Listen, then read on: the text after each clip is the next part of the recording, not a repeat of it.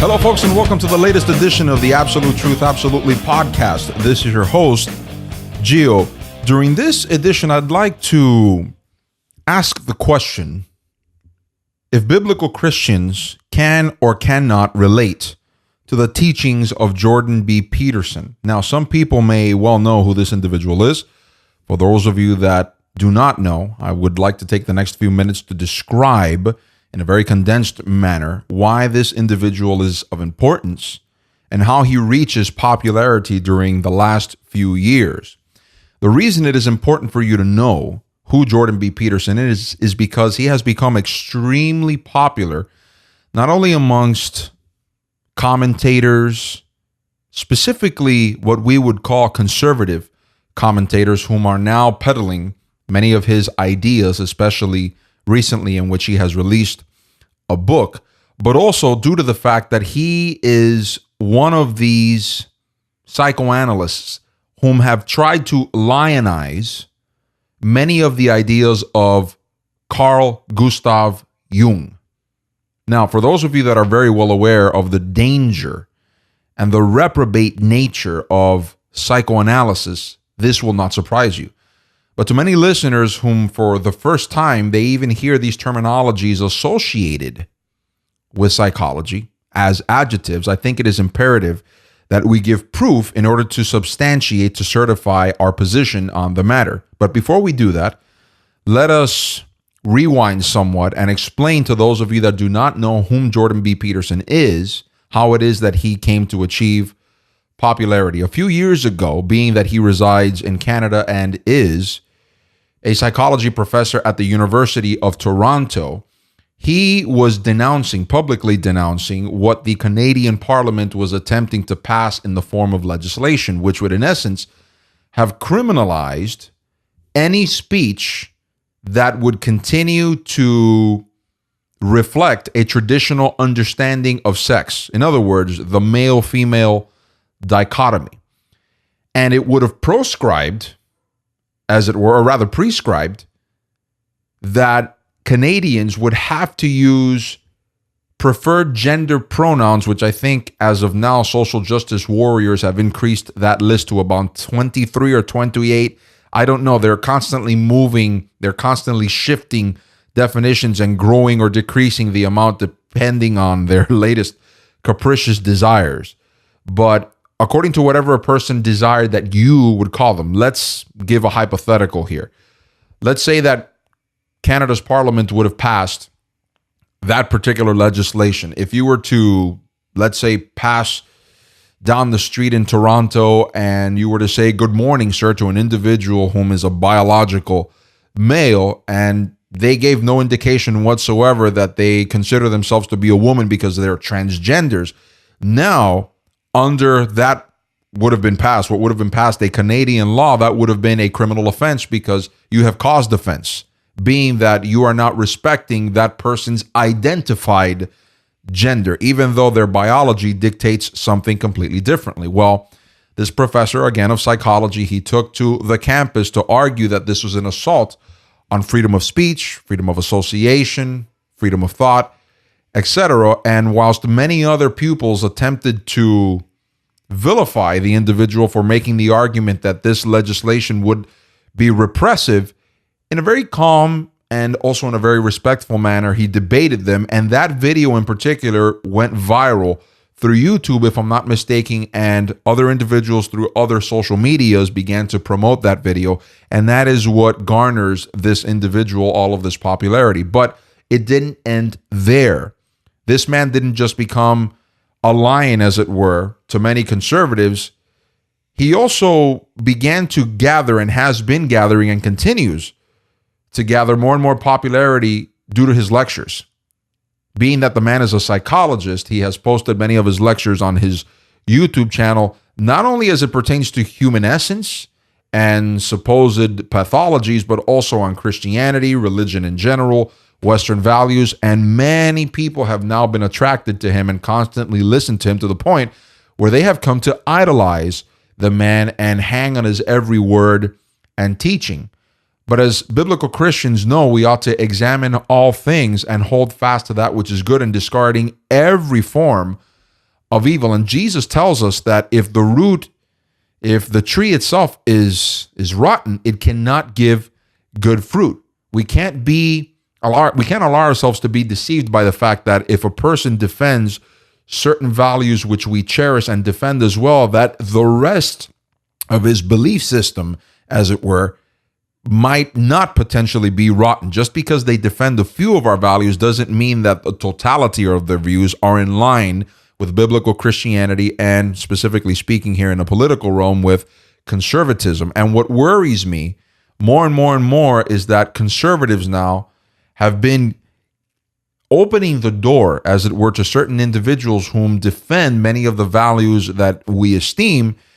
But when we examine many of the other things that they also believe, we find that it is absolutely dangerous and anathema to the principles that we say that we adhere to.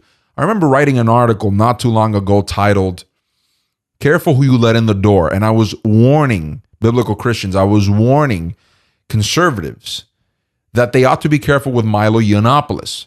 And lo and behold, a few days passed, and it eventually became known that the man was a defender of pedophilia. And it's funny because many of the political commentators, either through the mainstream media or also through YouTube, that lionized this individual and helped propel him to popularity within the conservative circles, and many biblical Christians flocked to the man, which to me was also something irrational, being that the Bible explicitly speaks out against the things that he tried to glorify, and the filthy nature of his mouth and the way that he tried to portray his sexual proclivities and his immorality in these positive lights, as it were, to me was absolutely repugnant. And I could not understand why many Christians were flocking to this man. And the excuses that I heard constantly were, but he defends free speech.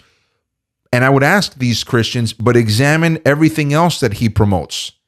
And you'll find that within that defense of free speech, in reality, it is a clever way of making space for his lasciviousness. And lo and behold, it was eventually published by someone that this man, and he had the verifiable proof in the form of a video of an interview that he granted where Milo Yiannopoulos, in essence, was defending pedophilia.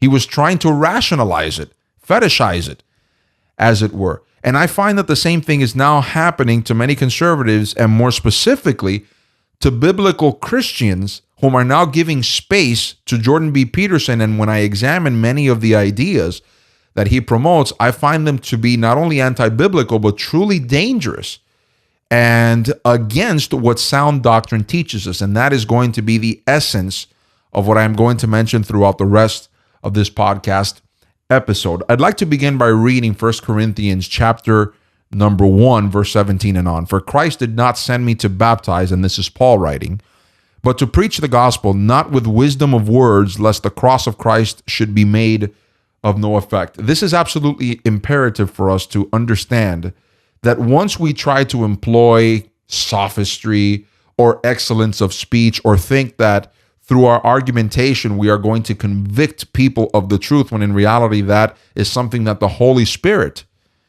does, that we are doing a disservice to the gospel of Jesus Christ, because we are taking away, as it were, the emphasis on Christ and placing it on ourselves. Verse 18, "For the message of the cross is foolishness to those who are perishing, but to those of us who are being saved, it is the power of God." I begin reading this text because there are many Christians among us whom are trying to so-called legitimize Christianity to a world that wants to distance itself increasingly from God. And they believe somehow if we give this cloak of legitimacy to Christianity by making it more so-called rational, which in reality Christianity is not only rational, it is historically verifiable.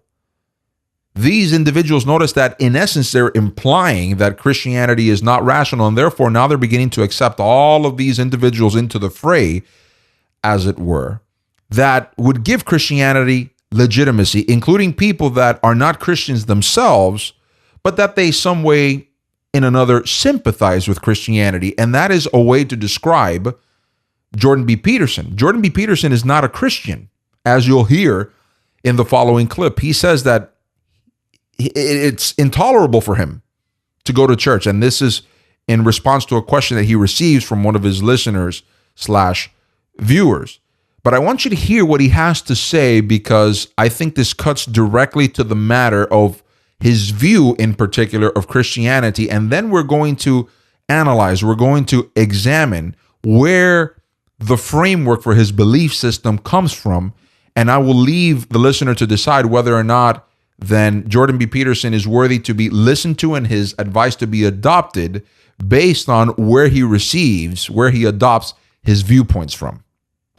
Can we take the biblical, Andrew Wells asks, can we take the biblical story seriously enough without also keeping biblical traditions? What's the psychological impact of group gathering, church going? I think we could take the biblical stories seriously enough, but I don't think that it's particularly easy. The traditions bind the community together. Now, I'm saying that, and I don't go to church. And the reason I don't go to church is because, well, it drives me crazy, to speak frankly. I haven't been able to sit in a situation like that ever since I was, well, ever, really. That's really the truth of it. Ever. I'm not convinced that that's a good thing, because I do believe, and I've had good conversations about this with Jonathan Pageau, I do believe that communal return to the source of the community's ethics is actually a necessary thing. And maybe I'm atoning for my past sins by doing these biblical lectures at the moment, which is something that's communal. So, and then because there's also something about going where a bunch of other people are to reaffirm your commitment to the good that you're all aiming at, that's got some power in it. And I don't think that that's something that we should forego. I think it's dangerous. I mean, look, even if you're cynical about church, and I guess I would put myself in that category, it's certainly the case that communal church going in the 1950s, say, provided the average person with at least an hour a week where they were contemplating, no matter how poorly, the purpose of ethics in life and the idea of a higher purpose and a higher meaning in life. And you got to think that spending an hour a week thinking about that is better than never doing it at all. So I don't know how that tradition can be revivified in a meaningful way, but I really do think it's a catastrophe that we've lost it, because we don't have a center, an ethical center that holds our community together, and the consequence of that is that we're fragmenting quite badly. So now, folks, if you've heard correctly, and I know you have, you would have noticed that Mr. Peterson reduces Christianity to what some would call a purely utilitarian religion. In other words, it's good for the community, it brings cohesion, and at least it gets people to think about ethics an hour a week. But this condescending attitude towards Christianity is not new. Thomas Jefferson held the same views.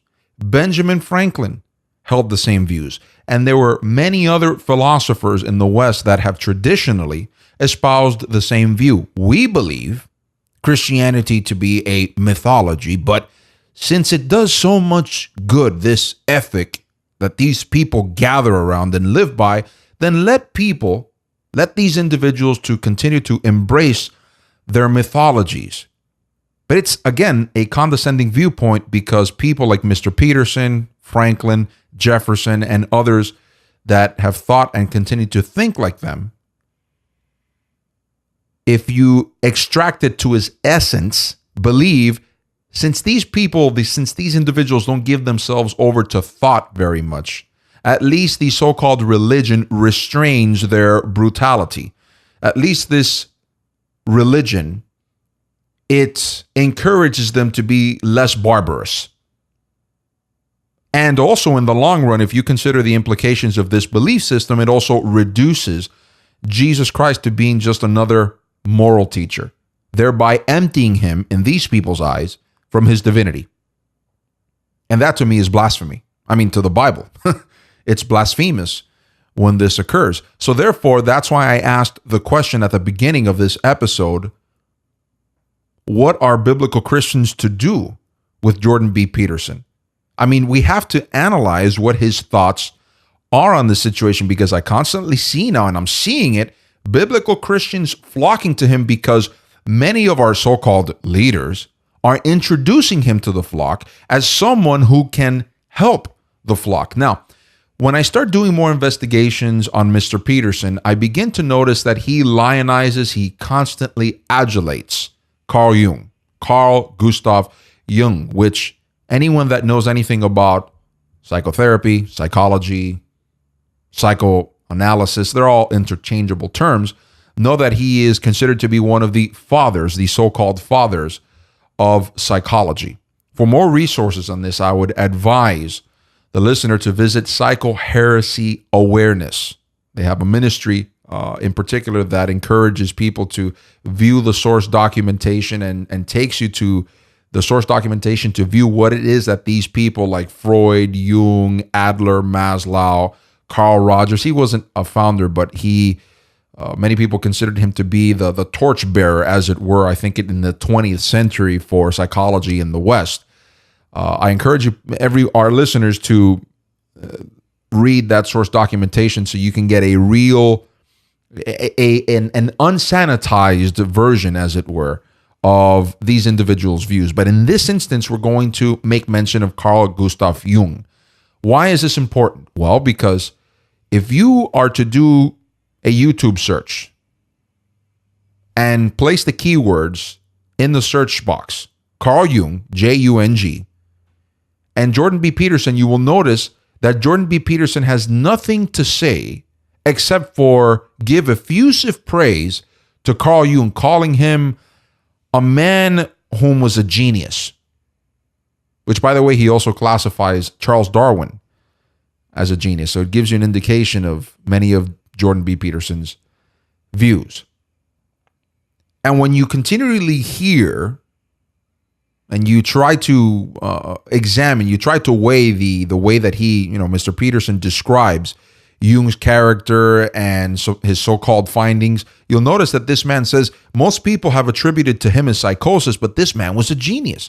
Surely he went through some episodes in which he was, what he says, deranged, or he mocks when people use the term deranged to describe Carl Jung, but he came out of that, as it were, to provide the world with answers about human essence. Now, for those of you that have studied the difference between sound theology, sound doctrine, biblical doctrine, and psychology, you'll notice that there are two competing views, two competing ideas.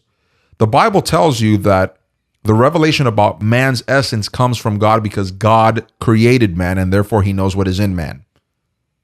And therefore it is through biblical revelation that we can know what is true about ourselves. In other words, our sin nature. Secular humanism in the form of psychology teaches something completely different.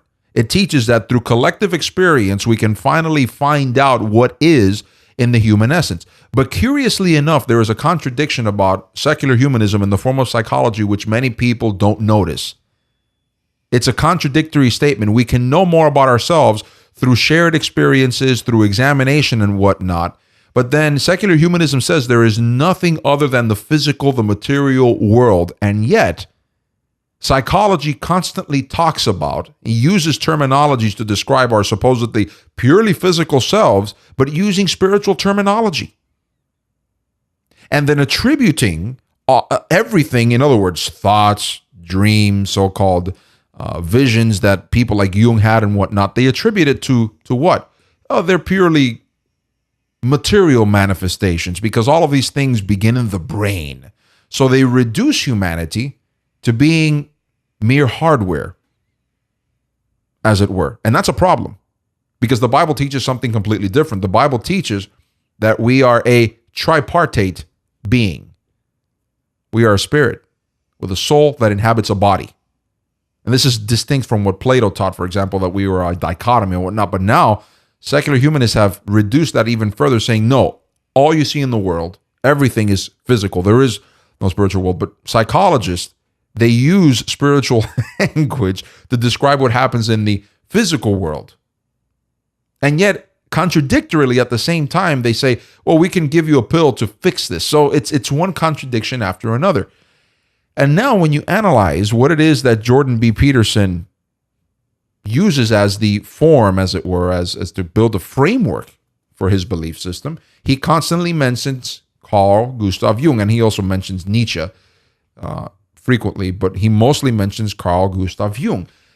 I'd like to read an excerpt from a book that I highly recommend. Psychology and the Church is its title. Critical Questions, Crucial Answers, its subtitle, written by Dave Hunt and T.A. McMahon from the Berean Call. You can purchase this book through their website, thebereancall.com. And on pages 50 through 52, Dave Hunt writes the following condensed history about Carl Gustav Jung and many of his views. The life and works of psychiatrist Carl Gustav Jung clearly reveal that his psychological theories came directly from the seducing spirits Paul warns about in 1 Timothy 4:1. Jung is far more popular today among professing Christians than Freud, the atheist, because of his perceived affinity for religion about things and things spiritual. Although his father was a Protestant pastor who seriously doubted his professed faith, Jung was anti-biblical and resentful of organized Christianity from his youth. His early symbolic visions revealed Jesus as a dark lord and God defecating on a cathedral, among other things. His mother's side of the family was heavily involved in spiritualism. His father, Pastor Samuel Purswort, conducted ongoing seances to commune with his deceased first wife while his second wife and daughter, Jung's mother, participated. The latter, who had bouts of insanity, reserved 2 beds in the Jung home for visiting ghosts. Jung's doctoral thesis, published in 1902, was based upon seances conducted by his 13-year-old cousin, whom he placed in an altered state of consciousness through hypnosis in order to contact his and her dead ancestors. In 1916, Jung's household experienced an assault by demonic beings who claimed to be dead Christian crusaders from Jerusalem. They were seeking counsel on redemption and were greatly distressed that their Christianity had left them in a hopeless condition. They would not leave Jung's home until he began writing advice to them, advice that he received from one of his many spirit guides, his mentor, Philemon, the, quote, old man with horns of a bull, end quote. Richard Knoll, a lecturer in the history of science at Harvard University and a clinical psychologist who declares that he is not a Christian of any sort, makes some stunning observations in his book on Jung titled The Jung Cult. He argues that Jung's psychological theories of the collective unconscious and archetypes are essentially masks, a pseudoscientific cover to hide the practices of what was essentially a new religious movement in which Jung taught people to have trance visions and to contact the gods directly. Jung's teachings are doctrines of demons gleaned directly from seducing spirits, the unconscious, and the collective unconscious represent an impersonal form of God. Archetypes are viewed as psychological rationalizations for demons. The anima and animus are terms for the female and male entities within each person. Psychological types are determined characteristics within our makeup. Jung promoted all things occult, including astrology, alchemy, the I Ching, mysticism, necromancy, visualization, dream interpretation, the active imagination, yoga, meditation, etc. Incredibly, his theories and recommended practices are endorsed in the teachings of some of the most influential voices in the evangelical community. In many cases, ignorance is the principal reason, yet the demonic lies are nevertheless readily promoted and accepted among the sheep. It behooves us to also place within this explanation that Thomas Zaz, and he is deceased now, he was a former professor of psychiatry, explained the following. Whereas, and I'm paraphrasing here, whereas Freud was antithetical to Christianity because he considered it to be the neurosis of the masses and tried to have Christianity expunged, as it were, from society.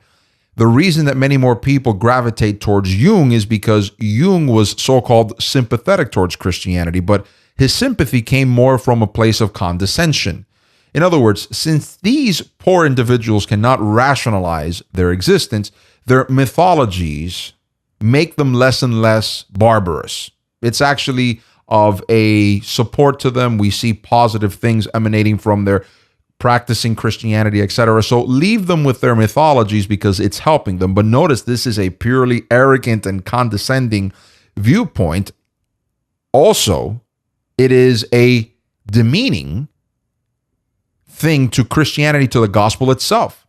It negates the exclusivity of Christ. It negates the truth of the gospel of Jesus Christ. It denies the deity of Jesus Christ. The same thing that Jordan B. Peterson does. So in essence, Peterson does what Jung did.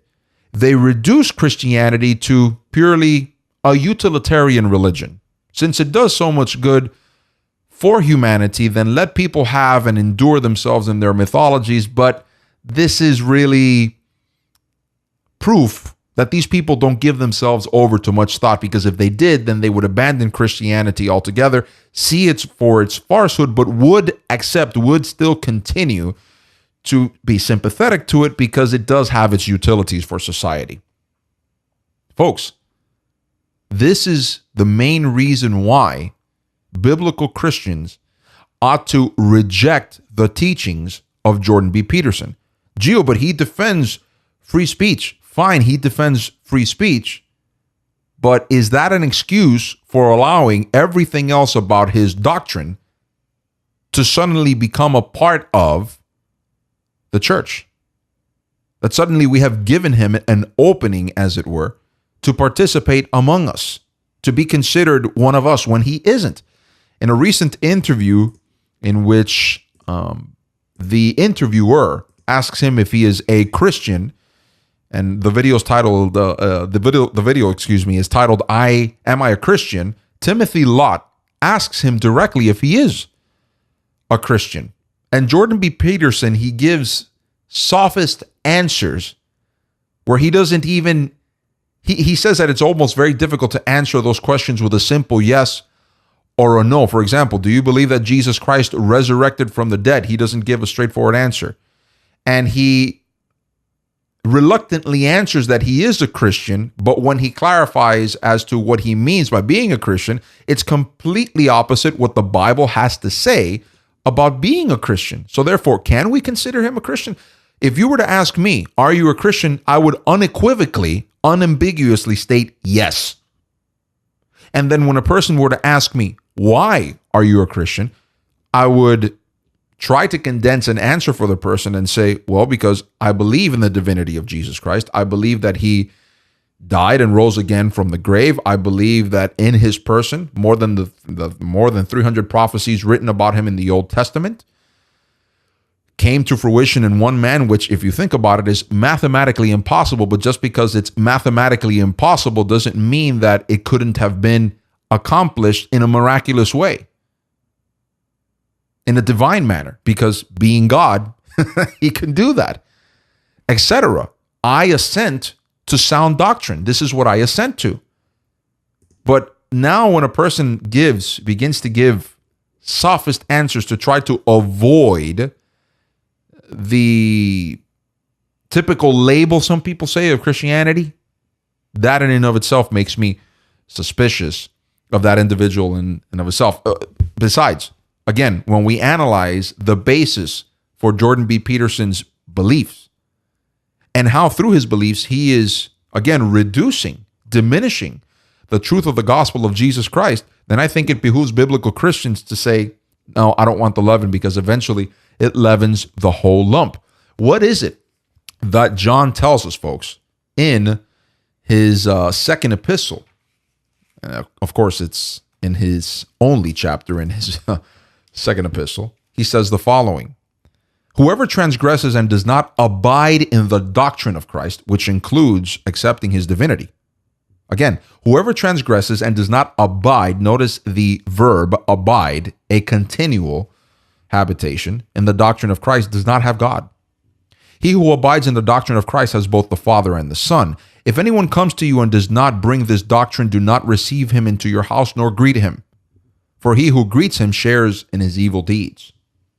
I really enjoy what the King James Version translators did to that text, where they say, do not wish him Godspeed, because you become a participant in his evil deeds. And notice that through what he is promoting the diminution of the veracity of the gospel of Jesus Christ, and also diminishing Christ's deity, his divinity. And that's a problem. That should be a problem for biblical Christians, but they're embracing Jordan B. Peterson under the auspices of he defends free speech. Yes, he defends free speech, but so do many other individuals whom outright negate the gospel of Jesus Christ, which is the ultimate truth.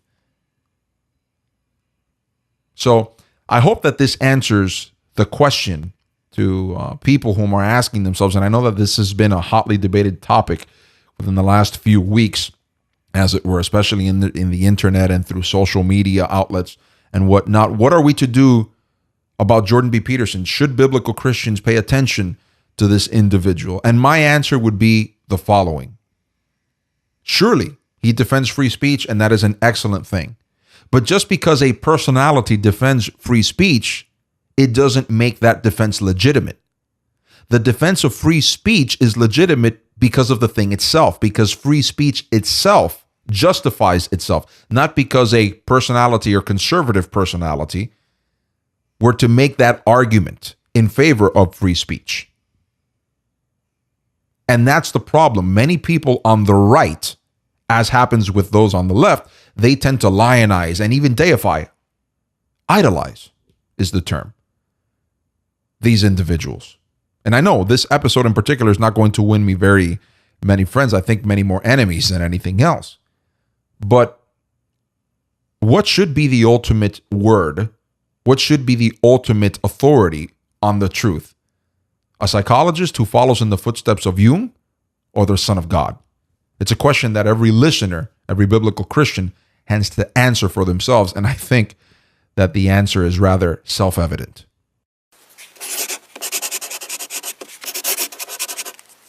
Folks, I'd like to leave you with these set of verses to reinforce everything we've spoken of during this podcast episode. Colossians 2, verse 8 and 9. Beware lest anyone cheat you through philosophy and empty deceit, according to the tradition of men, according to the basic principles of the world, and not according to Christ. For in him, Jesus Christ, dwells all the fullness of the Godhead bodily.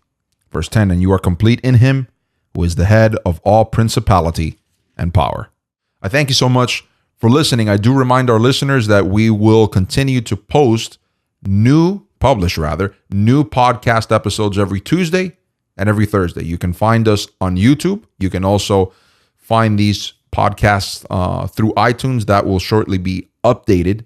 Absolute Truth, absolutely, and also through SoundCloud. If you have any questions or you have any comments, please write me directly. GeoTimes7, J-I-O, the word times and then the number 7, at protonmail.com. GeoTimes7 at protonmail.com. Please remember also to visit the blog, GeoDCJIODCblog.wordpress.com. That is where I've been placing and will continue to place long-form articles and maybe even short-form articles based on whatever is going on in the social sphere and in the ecclesia sphere. That's all the time we have left for this edition. Thank you so much for listening. Please share this with your friends and with your family members and others if you consider the information that we've shared here to be relevant and important, especially for those that seek to abide in Christ and submit themselves to the truth that makes us free. Until the next time that we meet, may the Lord shine his face upon you.